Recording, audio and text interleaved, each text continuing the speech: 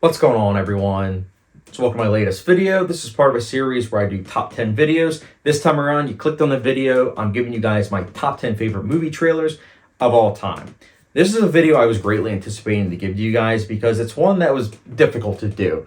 I don't really watch movie trailers that much anymore. There will be occasionally where I'll watch a trailer just out of curiosity, but for the most part, I usually don't because I understand now that movies and trailers are two different things. Let me explain. So when you're watching a trailer, it is done by an editing team to get you into the seats any way possible, whether it's through the money shots of the movie, whether it's through certain character reveals, whether it's through certain lines of dialogue, nostalgia, any way possible to get you into the seat, might even be revealing plot points. They want to get you into the seat to see the movie. The director oftentimes isn't even associated with the editing process of the trailers. The director oftentimes wants you to just experience the movie as is, so that way all the twists, turns, character development, big story beats that are revealed are surprising. Same with the money shots. So it's two different things. So when I hear people say, oh my goodness, this trailer was very revealing, but so the movie's bad. It's like, no, those are two different things. You got to look at it that way to really get some perspective. And that's something that I've learned over the course of time. I would say 2020 was when it fully hit me that it's two different things, and I can't really judge a movie based on that because it's two different departments that are working on it at the end of the day. So it's the same thing with watching a commercial for, let's say, McDonald's. It's giving you the greatest trailer of all time, saying, oh my goodness, McDonald's is the best. But then you actually sit down at McDonald's and you're like, oh wow, this food's like 1 out of 5. Again, it's two different things. The marketing was successful because it got you in the seat, but at the same time, it revealed a lot of things that the film just wasn't able to actually live up to.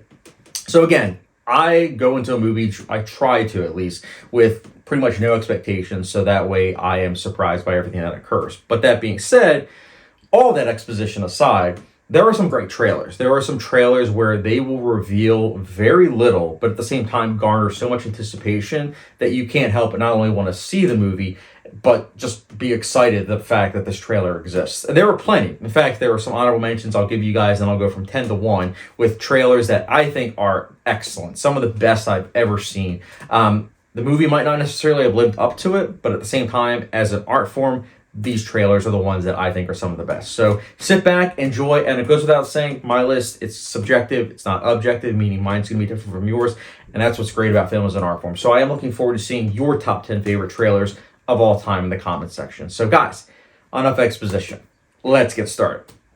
So kicking things off with the honorable mentions, we have Sherlock Holmes, 2009.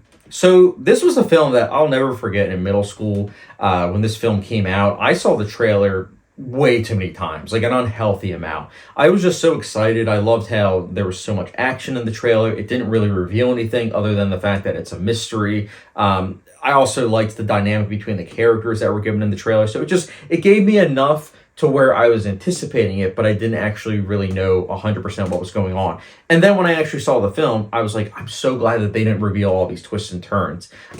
It's a really good trailer. I would highly recommend you watch the trailer because I think it does a great job of anticipation building. And it worked too because it was a huge box office success. And the trailer for the second one is also really good, but this first one, 13-year-old Chad will never forget. That's for sure. But yeah, so that was an honorable mention. Next honorable mention, we have The Alamo, 2004. This was a huge box office bomb. And I can't say it was because of the trailer, because the trailer itself is, I think, excellent.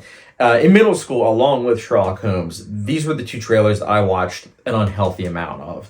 I didn't realize it at the time, but The Alamo, the trailer, uses music from Gladiator.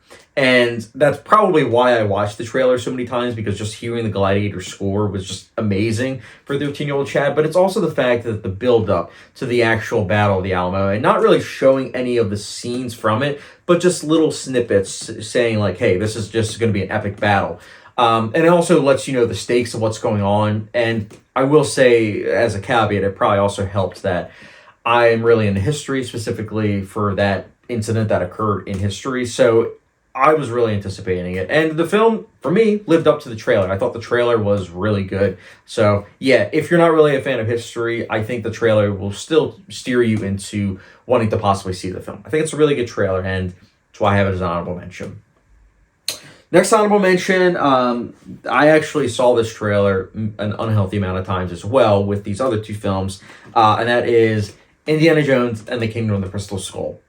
I saw a lot of the Indiana Jones trailers way too many times because at this point in my life, I'd only seen Raiders of the Lost Ark, which I loved, of course, but I hadn't seen any of the sequels. And the only one that I was able to actually watch was Kingdom of the Crystal Skull, but I had to wait a little bit. So in anticipation for it, I would watch the trailer many times for Kingdom of the Crystal Skull. And I just thought it did a great job of giving you enough of the premise so that way you knew what was going to, be expected, while also at the same time not really spoiling anything, especially the third act. The third act, there's nothing that's spoiled from my knowledge. And that's what's great about the trailer. It doesn't reveal much, except just gives you enough to where you're excited for it. And 13-year-old Chad was really pumped. And I rewatched the trailer recently. It holds up. It's a great trailer, and that's why I have it as an honorable mention. Next honorable mention, we have Star Wars: The Force Awakens. Truth be told, I only have 2 trailer reaction videos on my YouTube channel, and this is one of them, because I remember when this trailer came out and people didn't like the fact that it didn't really reveal that much, and I said it in my trailer reaction, and I'll say it again. That's what's so great about the trailer, is that it doesn't reveal that much, but it builds anticipation because you are curious about these characters. You're curious with where they're going to be going, and you're also curious between the mystery of what happened from episode 6 to now. That's great marketing. It's really good, and I think that was a smart idea, and it's why the film almost made $1 billion domestically. Very smart marketing. I think the trailer holds up very well, even if the film itself, on first viewing, I loved it, of course, but on second viewing, I'm not a big fan of the film. I thought it was just okay. But again, that trailer as an art form, the trailer is incredibly well done. So, yeah, that's why I have it as an honorable mention. And the last honorable mention, I believe, I was 14. Yeah, I think I was 14. 14-year-old Chad watched this trailer so many times, and that is Robin Hood, 2010. So I saw the trailer at least 2-3 dozen times because I wasn't allowed to watch the film in theaters, unfortunately. So because of that, I was greatly anticipating this film, and so I would watch the trailer many, many times. And I just loved the buildup of the trailer, and I think the last 30 seconds of the trailer in particular are just so epic in scope. And I think that it also just gives you an idea of the politics of the film, whilst at the same time letting you know that this is going to be an epic and a Robin Hood story that is unlike any that you've seen. And I'm a huge Robin Hood fan, so just as a 14-year-old just experiencing this trailer multiple times, I was like, okay, I am greatly anticipating to see an epic version of this story. Let me have it. And when I finally saw it, I liked it. I thought it was quite good. But that trailer itself is just, it's so, so good. I watched the trailer again recently, and it holds up. It's a great, great trailer, and that's why I have it as an honorable mention. All right, now that we have the honorable mentions out of the way, let's go from 10 to 1, guys. So kicking things off with my number 10, we have Taken. So Taken is a movie that I saw the trailer so many times because I used to get out a lot of DVDs from the library. And to be fair, I still do, but even more so as a young teenager. And I remember with 20th Century Fox movies, I would always see the trailer for this movie. And every single time, it was the same reaction. Holy cow, what a trailer. It gives you the basic premise, whilst at the same time anticipation for what's going to occur. And at this point in time, I didn't really know Liam Neeson as like a action hero, so I was also anticipating what he was going to do. So I have to say, the film itself, it's rock solid, but that trailer, it's a work of art. It is truly one of the best trailers I've ever seen, and that's why I have it as a number 10 slot. Next up, at number 9, we have Alien.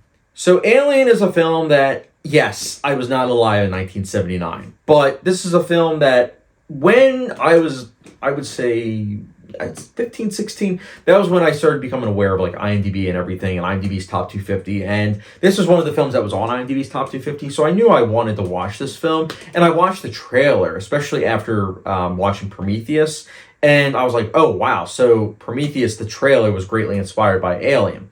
And I have to say, Alien, the original trailer, is just, it's a work of art. The trailer is just masterfully edited, it's terrifying, and it gives you an idea on what to expect, whilst at the same time not revealing any plot details. And I love that. I love that this is a trailer that does that. You're intrigued by the imagery, whilst at the same time, you don't really know what's going on. And that's something that I think is brilliantly done. So if you haven't seen the trailer for Alien, I highly urge you to do so. It's not very revealing in the slightest, whilst at the same time building anticipation, and that is what a trailer should do. Love this film, and love the trailer. So that was my number 9. Next up, my number 8, we have Avengers Endgame. So Avengers Endgame, let me put it to you this way. For context, I'm a critic of the MCU. I originally was a fan of it, but at this point in time, I started gaining fatigue. But that being said, as someone that before this film came out, I wasn't a big fan of Infinity War. Of course, as I said at the beginning of this video, film is an art form. Film is subjective. Your views on things can change. And that was the case with Infinity War. I watched Infinity War, or rewatched, I should say, in 2020. My thoughts did change. I actually like that film now. But going into Endgame, I wasn't really excited for it because I wasn't a big fan of Infinity War. But when I saw the trailer, I immediately changed my view. And the reason why is because the trailer doesn't reveal that much, whilst at the same time leaning into the melancholy of Tony Stark and everything that he's going through mentally. Whilst at the same time not revealing anything in the third act. You don't really know what's going to happen. You don't know where these characters are. So you are anticipating the film because you're wondering where these characters are. You're wondering where they are in life. And you're also wondering what's going to happen after everything that occurred with Thanos.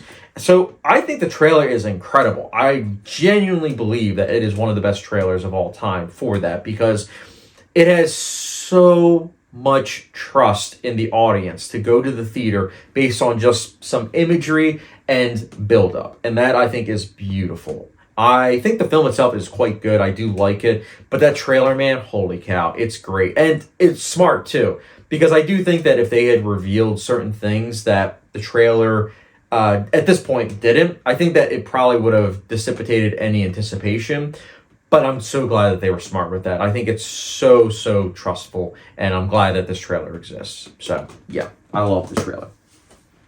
So that was my number 8. Next up, my number 7. This is a film that also came out in 2019, but it's on the opposite end of the spectrum. This is an art house, independent A24 film. That is Uncut Gems. Uncut Gems gives you a little taste on the anxiety-inducing experience that will be when you watch Uncut Gems, the film. But at the same time, it also gives you the premise in a way that makes you feel for the character in the span of 2.5 minutes.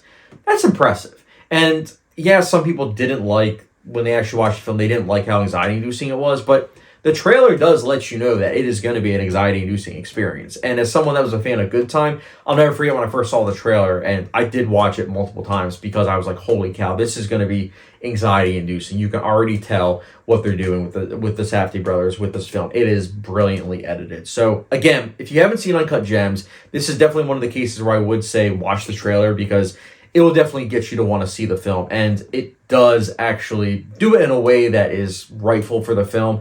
It isn't a film that reveals too much in regards to the trailer, so that's always a positive. So I love Uncut Gems. The trailer, work of art. So that was my number 7. Next up, my number 6. This is going to be a surprise to some people, but my number 6 is Transformers: Dark of the Moon, which specifically is part of this pack. Look, Transformers: Dark of the Moon, 15-year-old Chad saw the trailer for that film so many times, not only in theaters, but outside of the theater, because the trailer was just so epic, and it only reveals a little bit of the third act, and you don't really know where the characters go from point A to B to C. You don't know all that. You just know that the third act is going to be something that's really epic in scale and very emotional. But you don't know why they get to that point. And I'm glad, because some of the reveals, I thought at the time at least, were very surprising. I'm glad that they didn't spoil that in the trailer. But I also just think the trailer feels so epic, so personal, so emotional. And it also seemed like Michael Bay really heard the criticisms of the first two and was like, you know what? I'm going to change things around. I'm going to try to really focus on the characters more so. And, I think the trailer did a really good job of selling that. Now, whether you like the film or not, that's something that's a whole entire issue. But the trailer itself, it is a great trailer. And I stand by that. I think it's an excellent trailer. But the film itself, it's a guilty pleasure, for sure. But the trailer, masterfully done. But yeah, Transformers: Dark of the Moon, that is my number 6. All right, guys, now we get into the nitty-gritty top 5. So my number 5, we have Man of Steel. Holy cow. This was a film that I will never forget. in regards to the marketing. The teaser trailer was really good, but the main trailer, it's perfect. I think that the usage of Hans Zimmer's score for the film, combined with the imagery, the build-up, the editing, it's a work of art. It really is. It is one of the best trailers I've ever seen. I saw the trailer multiple times before the film came out, and even after. In fact, recently I rewatched the trailer just to make sure that it's as great as I remember. And yeah, the trailer is excellent. Whether you like the film or not, that's another story altogether. But Zack Snyder knows how to make trailers. I'm pretty sure that he works hand in glove with the marketing department for those trailers, because the trailer for Watchmen was also great. But from what I recall, I think the trailer for Watchmen, I think I saw it after I saw the film. But that's a great trailer as well. But for me, Man of Steel, when that film came out, the anticipation was because of the trailer and also because I'm a Superman fan. But that trailer really hits home, that epic feel, that need for Superman. And that's something that, again, this film does so well. And also, not to compare apples and oranges, but as a Superman fan, the Superman Legacy trailer, it was very saddening watching that trailer. And not only as a Superman fan, but just someone that likes Man of Steel, watching that trailer, I was underwhelmed. And that's not really something that I want, as opposed to something like Man of Steel. I felt jacked, man. I felt like I wanted to go to the gym, just, take a Celsius. This trailer is amazing. It's so epic. It's so grand in scope. It's excellent. Highly recommend watching the trailer. Whether you like the film or not, that's another story altogether. But the trailer, perfect. So that was my number 5. Next up, my number 4, we have Lord of the Rings, The Return of the King. Now, truthfully, I was going back and forth between The Two Towers and The Return of the King, because The Two Towers, that is technically the film that introduced me to Requiem for a Dream. And let me explain. Requiem for a Dream, that main theme of said film, is used in one of the trailers for The Two Towers. And so every time I would watch the trailer for The Two Towers, I would always say, holy cow, this music's amazing, but why isn't it in the film? It wasn't until years later that I realized that it's from a different film called Requiem for a Dream, and then that made me want to watch that film. So I always am thankful for The Two Towers. However, this film, The Return of the King, that trailer I have seen countless times, even more so than The Two Towers, because it's epic. It's incredible at how it's able to be edited in a way that's building up to the Pelennor Fields set piece, but it only reveals a very small bit, but enough to where you are greatly anticipating it. And when you're actually watching the film, you don't feel cheated. You don't feel like it revealed too much, because it just gives you enough to wet your whistle and be excited for the film itself. It's an incredible trailer. It really is. I think it's like 3 minutes long, so I believe it was longer than usual for trailers back in 2003, but holy cow.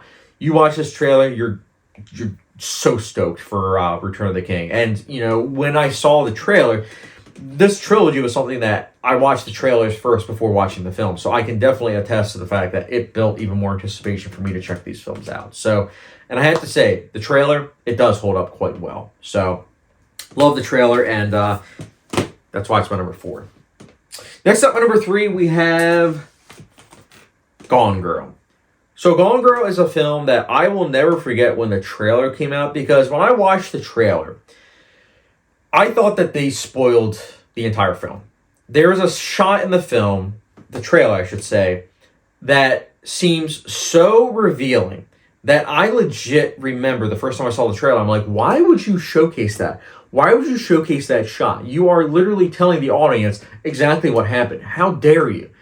Then I saw the film, and I realized that the marketing is brilliant, because it is misdirection, but not in a way where you feel cheated. It's in a way where when the halfway point of the film occurs, you realize something and your jaw drops and you say to yourself, wow, that marketing was brilliant, because you think that you know how the film's going to play out, and because of that trailer, but then you actually realize that you've been played like a fiddle and there is actually like 12 other twists. It's amazing. It's really an incredible trailer. I know some people, very few people might feel as if they're cheated. I didn't. I felt exhilarated knowing the fact that this trailer played me like a fiddle. But again, some people might not feel that way, but you can use any Fincher trailer as a way of saying like, yeah, that's a great trailer. Like I almost put on here, Girl with Dragon Tattoo. I almost put the trailer for Zodiac. But Gone Girl, I'll never forget the feeling I had watching the trailer for this film and just being perplexed at them revealing so much, only to find out in, recontextualization, that they didn't, that they actually did a great job of playing us. So I love this trailer. I think the trailer is great. The film itself, it's one of my favorite films of all time. It's in my top 5 as of the filming of this video. So yeah, but the trailer, it's amazing. So that was my number 3. Next up, my number 2. This is a film that's also a mystery, and my number 2 is Prisoners. So a little bit of context. This film came out in September of 2013, and I still remember being in high school and telling everybody about this film. Hey, have you seen the trailer for Prisoners? Have you seen the trailer for Prisoners? And everyone I spoke to said no. And I just remember being surprised that nobody had really seen the trailer, because the trailer is incredible. It only reveals the first act, and there are just so many twists and turns in this film that when things get revealed in the second and third act, it's kind of amazing that the marketing didn't reveal that information. And I'm very thankful that it didn't, because I'll never forget the first time I watched this film, and I really felt like I was in the shoes of the characters and everything. And again, even if you saw the trailer, it's nice to know that you watched the trailer and it's like, oh wow, that didn't reveal too much. It only revealed enough to where you're anticipating the film. It's a great premise, and the first act is what's only really revealed, and that's great marketing, in my opinion. Denis Villeneuve films are always well marketed. Blade Runner 2049 aside, I will say, by that I mean I was anticipating the film. I think the trailer is good, but I think that it does showcase like explosions and everything, which could lead audiences to think that it's an explosion-filled film. It's not. I knew it was going to be an art house film going into it, but Prisoners, it gives you that anticipation of the mystery whilst revealing only a slight amount for the first act. So one of the best trailers I've seen. If you haven't seen the film, watch the trailer. You will be anticipating checking this out. It's very underappreciated, although recently I have seen a lot of people talk about this film, so that's good. But I was one of the first just saying this. Love the film. So yeah, Prisoners, that was my number 2. Next up, my number 1. This was my most anticipated film of 2012. I saw this trailer, all the trailers for this film, way too many times. And I will say the trailer does hold up incredibly well. It is an amazing trailer. My number 1 is The Dark Knight Rises. You had to have been there. You had to have been there in late 2011, early 2012 when the trailers for this film dropped, because The Dark Knight, it's a masterpiece. Let's be honest. It's a masterpiece. It's one of the best superhero films of all time. It's my personal favorite. There was so much this film had to live up to, and the trailer just completely told audiences, hey, this is going to be a different type of film than The Dark Knight, whilst at the same time not really revealing to audiences that much. And similar to Prisoners, it really only reveals the first act, I would say. You do get a little taste of the third act. Like, there's some set pieces that are revealed, but you don't really know the context, and context is everything. So whilst in the back of your mind you're saying to yourself, oh, I can't wait to see insert set piece, at the same time you kind of forget about that over the course of time, because the film is so very well done. But the trailer also does a great job of making it so that way you are constantly curious about what's going to happen. You want to see the next chapter, whilst at the same time you are being told that it is going to be a different flavor. And it is. So I think that it's a great trailer, because not only does it stand on its own, but it also got a lot of people in the seats because of just how well edited the trailer was and how well it was able to build up pacing. So I think it's a great trailer. Again, as you see, it's my number 1. So I love the trailer for The Dark Knight Rises, and that's why I have it as my number 1. But yeah, guys, let me know your top 10 favorite movie trailers in the comment section below. I'm very curious to see what they are. And as I said earlier, I do stand by it. A movie trailer and a movie, they're two different things. They're two different art forms. One is marketing, and one is the actual film itself. So, but again, I can appreciate both, but I usually do try to stay away from trailers, which is why you see that a lot of these films are pre-2020.